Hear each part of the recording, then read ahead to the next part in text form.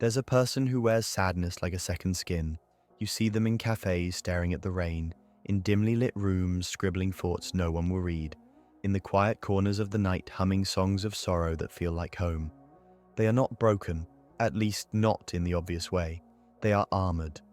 Melancholy is not an ailment, it's a survival mechanism. Humans crave safety, and for some, the world is a predator dressed as a playground. Optimism feels reckless, happiness feels vulnerable.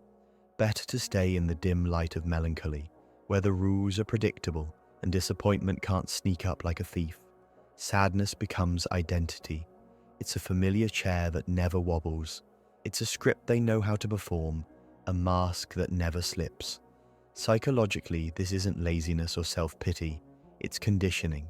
Every fleeting joy, every attempt at brightness may have once been punished by loss, betrayal, ridicule. The mind learns quickly. The safest place is inside the melancholy chamber.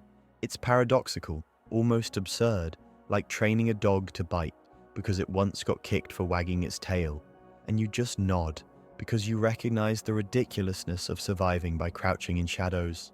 There's also power in sadness. People who dwell here learn to see the world in high resolution. The tiny fractures, the human absurdity, the whispers no one else hears, but there's a cost. Joy becomes alien, spontaneity becomes suspicious, and hope a dangerous luxury.